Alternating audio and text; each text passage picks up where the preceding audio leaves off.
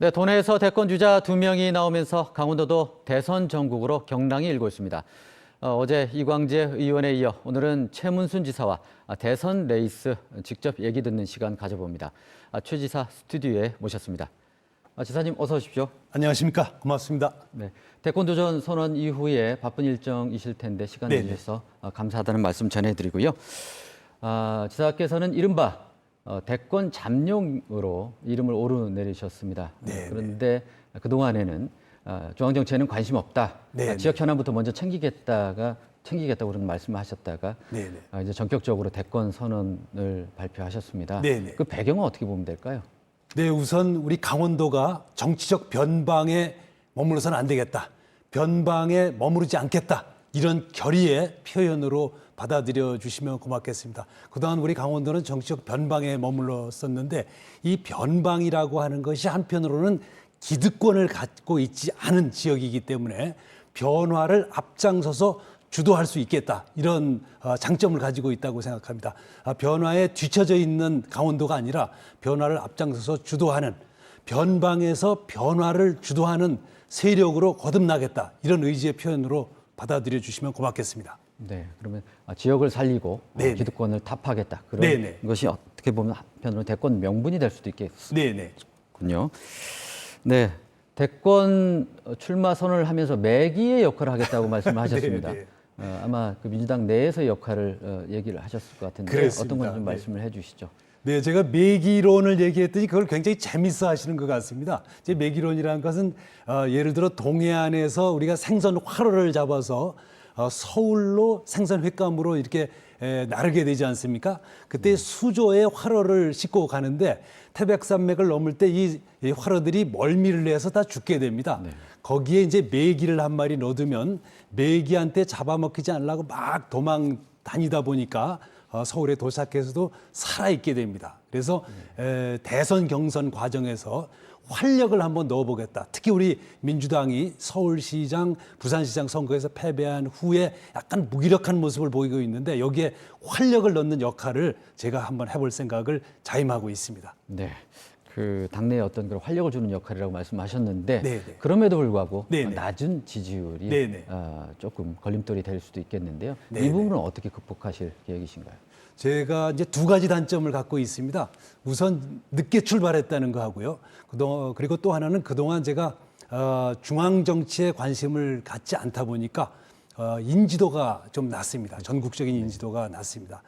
그렇지만 저는 그동안 선거를 하면서 한 번도 유리한 입장에서 선거를 해본 적이 없습니다.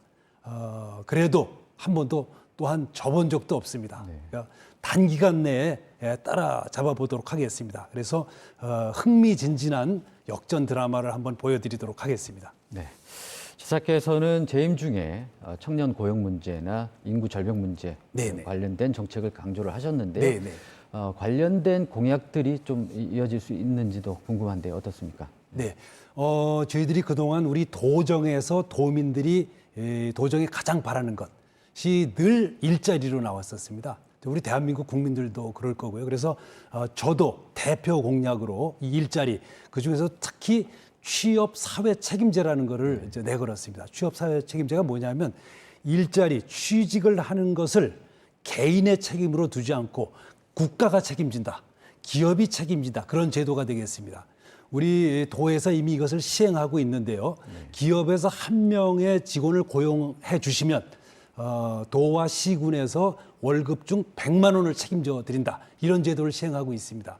지금 뭐 신청을 받고 있는데 벌써 15,000명이 넘는 채용을 약속한 분들이 신청을 완료하셨습니다. 이제 폭발적인 반응이라고 할 수 있는데요. 강원도의 실업자 숫자가 늘 25,000명에서 3만 명 정도인데 벌써 반 넘는 숫자가 신청을 해주셔서 아주 획기적인 성과를 내고 있다고 말씀드릴 수 있겠습니다. 네, 지역의 정책을 좀 확대한다는 말씀으로 해석이 되는데요.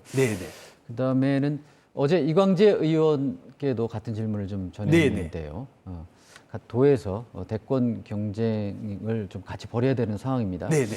어떻게 이 문제도 좀 풀어나갈 계획인지 말씀해 주시죠. 네. 두 사람의 관계는 협력 관계라고 말씀드릴 수 있겠습니다. 우리 강원도의 인구가 전국 인구의 한 3% 정도 되는데요. 두 사람이 대권 승부에서 어느 정도 역량을 보이려면 이 3%를 크게 뛰어넘어야 됩니다. 그래서 전국을 상대로 자신들의 지지자를 각각 모신 후에 합치는 방식, 이런 방식이 훨씬 유용한 방식으로 봐서 각각 지금 단계에서는 최선의 노력을 다하는 단계라고 말씀드릴 수 있겠습니다. 네, 이제 본격적인 대권 레이스를 앞두고 계신데요. 네네. 마지막으로 도민들에게 한 말씀 부탁드리겠습니다. 네, 존경하는 강원도민 여러분, 지난 10년간 저를 키워주시고 성장시켜 주신 데 대해 이 자리를 빌려서 다시 한번 깊은 감사 인사를 올립니다. 도민 여러분들의 은혜를 받아서 강원도의 정치적 위상을 분명하게 정립하겠다는 약속을 해 올리겠습니다. 성원해 주시고 함께 해 주시길 부탁드리겠습니다. 고맙습니다. 네, 지사님 오늘 말씀 여기까지 듣겠습니다. 나와주셔서 고맙습니다. 고맙습니다.